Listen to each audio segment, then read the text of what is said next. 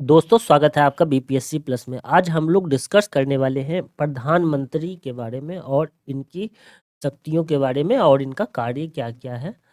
तो हम लोग इनके बारे में विशेष रूप से डिस्कस करेंगे। और ये जो है काफ़ी बार देखा गया है, ये आपका पीटी के एग्ज़ाम में और मेंस के एग्ज़ाम में ये आ जाते हैं। और कोई भी यदि वनडे एग्ज़ाम हो तो उसमें भी ये चैप्टर इम्पोर्टेंट हो जाता है, वो किसी न किसी रूप में क्वेश्चन आ जाते हैं। या फिर इसके आर्टिकल से संबंधित यदि कोई क्वेश्चन हो तो उसमें आ जाते हैं। यदि कोई कार्य एवं शक्तियों से रिलेटेड कोई आपका क्वेश्चन है तो उसमें ये चैप्टर से क्वेश्चन आ जाते हैं। तो आइए हम लोग देखते हैं। तो पहला जो है, तो ये आप एक तरीके से मान लीजिए क्वेश्चन के स्वरूप में ही है। इस टाइप का क्वेश्चन काफ़ी बार आ जाता है। प्रधानमंत्री जो है वह वास्तविक कार्यकारी होता है और यह सरकार के मुखिया के रूप में कार्य करता है। और ऐसा ये स्टेटमेंट टाइप में यदि क्वेश्चन पूछा जाता है तो इस तरीके से क्वेश्चन पूछ लिया जाता है। अब आते हैं कि अब यदि इसके आर्टिकल से रिलेटेड क्या संविधान में प्रधानमंत्री की नियुक्ति से संबंधित कोई संवैधानिक प्रावधान है, तो इसका आंसर है नहीं। प्रधानमंत्री की नियुक्ति से रिलेटेड संविधान में कोई भी प्रावधान नहीं है। सिर्फ इतना कहा गया है आर्टिकल 75 में कि प्रधानमंत्री की नियुक्ति राष्ट्रपति के द्वारा की जाएगी। प्रधानमंत्री की नियुक्ति राष्ट्रपति के द्वारा की जाएगी, इसका मेंशन आर्टिकल 75 में है। और राष्ट्रपति किसे नियुक्त करेगा, ये भी क्वेश्चन है। ऐसा तो नहीं है कि राष्ट्रपति अपने मन से किसी को भी उठा करके कर दे, नहीं, बिल्कुल नहीं। उससे लोकसभा में जिस दल का बहुमत होगा उसके नेता, उसका जो नेता होगा उसकी नियुक्ति राष्ट्रपति के द्वारा की जाएगी। और उसके बाद जो दूसरा क्वेश्चन है, क्या राष्ट्रपति विवेक के द्वारा भी प्रधानमंत्री की नियुक्ति कर सकता है, तो इसका आंसर है हाँ। इसका आंसर है यस, कि वो अपने विवेक के द्वारा राष्ट्रपति प्रधानमंत्री की नियुक्ति कर सकता है। अब वो इसमें भी एक आपका पॉइंट है, जो सबसे बड़ा दल होगा वो उसके मतलब उसी से संबंधित जो नेता होंगे सिर्फ उसी में अपना विवेक का उपयोग कर सकता है। ऐसा नहीं कि कोई छोटी पार्टी है, उसे कम बहुमत प्राप्त है, अब उसके नेता को उठा कर करके हम प्रधानमंत्री बना दिए, तो ऐसा राष्ट्रपति के द्वारा नहीं किया जाएगा। अब तीसरा क्वेश्चन ये होता है कि क्या पास्ट में राष्ट्रपति के द्वारा ऐसा किया गया है, तो इसका आंसर है जी हाँ। पास्ट में राष्ट्रपति अपने विवेक शक्ति के द्वारा प्रधानमंत्री की नियुक्ति कर चुके हैं। अब ये है कि विवेक की शक्ति का उपयोग आखिर कब किया गया, तो 1984 में जब इंदिरा गांधी की जब मृत्यु हुई, सॉरी TNDH है, इंदिरा गांधी की जब मृत्यु हुई थी, तब उस समय जो तत्कालीन राष्ट्रपति थे उनका नाम था ज्ञानी जेल सिंह। उनके द्वारा विवेक के आधार पर राजीव गांधी को प्रधानमंत्री नियुक्त किया गया था। ठीक है, तो इस समय आपका 1984 में विवेक के द्वारा राजीव गांधी को नियुक्त किया गया था। इसके आगे अब ऐसा कोई प्रावधान है संविधान में जहां पर विवेक के द्वारा प्रधानमंत्री की नियुक्ति हो, तो नहीं, ऐसा कोई प्रावधान संविधान में नहीं है। लेकिन एक दिल्ली उच्च न्यायालय का एक कथन था, उनके द्वारा एक स्टेटमेंट दिया गया था कि ऐसा किया जा सकता है, लेकिन जो जो प्रधानमंत्री, जिस व्यक्ति को बनाया जाएगा उसे एक समय सीमा के भीतर अपना बहुमत सिद्ध करना पड़ेगा। ऐसा प्रावधान नहीं, प्रावधान नहीं, ऐसा स्टेटमेंट दिया गया था दिल्ली उच्च न्यायालय के द्वारा 1980 में, ये कहा गया था। अब ऐसा कहा गया, इसके आधार पर क्या प्रधानमंत्री का चयन किया गया था? हाँ, इसके द्वारा काफ़ी सारे प्रधानमंत्री हैं जो इसी के आधार पर आपके चयनित हुए हैं। जैसे मैं एग्जाम्पल में BP Singh Chandrashekhar, PV Narasimha Rao, Atal Bihari Vajpayee, HD Deve Gowda, IK. Gujral. फिर अटल बिहारी वाजपेयी को फिर से 1998 में स्वविवेक के आधार पर ही फिर से नियुक्ति दी गई थी। तो इसी तरीके से कुछ प्रधानमंत्री ऐसे हैं जिनका कि स्वविवेक के आधार पर नियुक्ति दिया गया था। अब जो है प्रधानमंत्री की शक्तियां एवं कार्य क्या क्या हैं, तो इनका कुछ ऐसे शक्तियां जैसे कि मंत्रिपरिषद से रिलेटेड कुछ शक्तियां इनके पास है, फिर राष्ट्रपति के संबंध में इनके पास कुछ शक्तियां हैं, फिर संसद को लेकर के कुछ शक्तियां इनके पास है, और कुछ अन्य कार्य हैं जैसे कि ये काफी स्थान पर इन्हें अध्यक्ष के रूप में नियुक्त किया जाता है। तो यहाँ पर इनकी शक्तियों को 3-4 भागों में डिवाइड किया गया है। तो पहला जो हम लोग देखेंगे वो है कि मंत्रिपरिषद के रूप में इन्हें क्या क्या शक्तियां प्रदान की गई है। अब पहला जो है वो है प्रधानमंत्री राष्ट्रपति से ये सिफारिश कर सकता है कि वो किसे मंत्री नियुक्त करें। जैसे कि हम लोग जानते हैं कि प्रधानमंत्री का एक अपना मंत्री परिषद होता है जिसमें कि वित्त मंत्री, विदेश मंत्री और इससे रिलेटेड कई सारे मंत्री होते हैं, पशुपालन से रिलेटेड मंत्री, इस्पात से रिलेटेड मंत्री।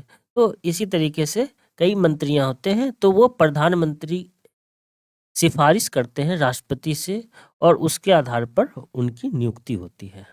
और प्रधानमंत्री का इसी से रिलेटेड एक दूसरा काम ये भी है कि ये विभागों का आवंटन एवं फेरबदल कर सकते। यदि उन्हें अच्छा लगा, कोई अच्छा आदमी आ गया विदेश मंत्रालय में, तो उसे विदेश मंत्रालय संभालने के लिए कह दिया जाएगा।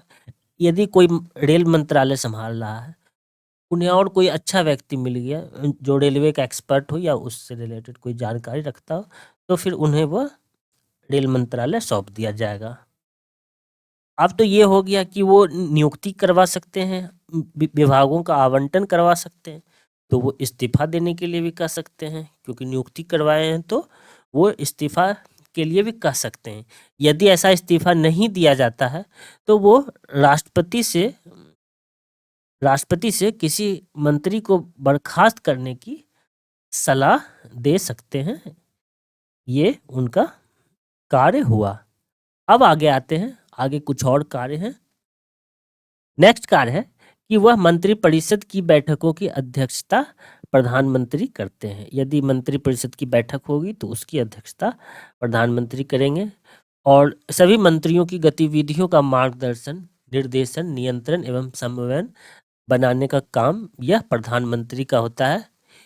यदि सपोज दैट प्रधानमंत्री इस्तीफा देते हैं या फिर उनका अचानक मृत्यु हो जाता है किसी कारणवश, तो वो मंत्रिमंडल ध्वस्त हो जाता है, यानी कि उसके बाद मंत्रिमंडल नहीं रहता है। तो इस तरीके से मंत्रिपरिषद से संबंधित 5-6 कार्य थे। कौन कौन कार्य से? पहले तो वो राष्ट्रपति से सिफारिश कर सकता है नियुक्ति के लिए, फिर विभागों का आवंटन, इस्तीफा देने के लिए कह सकता है, अध्यक्षता, मंत्रिपरिषद की अध्यक्षता पीएम के द्वारा होगी, फिर मंत्रियों की गतिविधियां, मार्गदर्शक और निर्देशक नियंत्रण से संबंधित कार्य, फिर यदि पीएम की मृत्यु या इस्तीफा से रिलेटेड कोई इशू आता है तो फिर मंत्रिपरिषद ध्वस्त हो जाता है। अब जो दूसरा जो कार्य है वो संसद से संबंधित कार्य है। संसद से संबंधित जो कार्य होता है उसमें पहली बात जो ये होती है कि प्रधानमंत्री जो होता है वो लोकसभा के नेता के रूप में कार्य करता है, और वह राष्ट्रपति को संसद में सत्र बुलाने, स्थगित करने का सलाह पीएम के द्वारा दिया जाता है। और यदि भंग करना हो, यदि लोकसभा को भंग करना हो तो उसकी सिफारिश राष्ट्रपति के द्वारा, पीएम के द्वारा की जाती है। यदि कोई सरकारी नीतियां हो, सरकारी योजनाएं हो, उसकी कोई घोषणा करनी हो तो वो प्रधानमंत्री के द्वारा सदन में की जाएगी। तो ये था कुछ संसद से रिलेटेड कार्य। अब आगे आते हैं, कुछ अन्य शक्तियां हैं। इसके अलावा यदि आप देखें तो नीति आयोग जो है, इसके पहले इसका नाम योजना आयोग था, तो उनके अध्यक्ष होते हैं और कई संस्थान हैं जैसे कि राष्ट्रीय विकास आयोग, सॉरी, राष्ट्रीय विकास परिषद, राष्ट्रीय विकास परिषद एक संस्थान ये है, और राष्ट्रीय एकता परिषद, राष्ट्रीय एकता परिषद, और अंतर्राज्यीय परिषद, अंतर्राज्यीय अंतर्राज्यीय परिषद, और आपका राष्ट्रीय जल संसाधन परिषद, राष्ट्रीय जल संसाधन परिषद, इन सभी के अध्यक्ष होते हैं। तो राष्ट्रीय विकास परिषद, राष्ट्रीय एकता परिषद, अंतर्राज्यीय परिषद, राष्ट्रीय जल संसाधन परिषद के अध्यक्ष के तौर पर वो कार्य करते हैं। इसके अलावा हम लोगों ने, यदि कोई कंसस होंगे यदि पॉलिटिकल न्यूज़ से, तो पॉलिटिकल न्यूज़ में पीएम के बारे में ये हमेशा कहा जाता है, जो इसके अपोजिट पार्टी के लोग हैं वो कहते हैं कि ये हमेशा विदेश जाते रहते हैं। तो ये विदेश क्यों जाते हैं? क्योंकि विदेश नीति को अच्छा करने का काम, एक सुधार करने का काम प्रधानमंत्री का ही होता है। तो ये इसीलिए ये हमेशा विदेश आते जाते रहते हैं।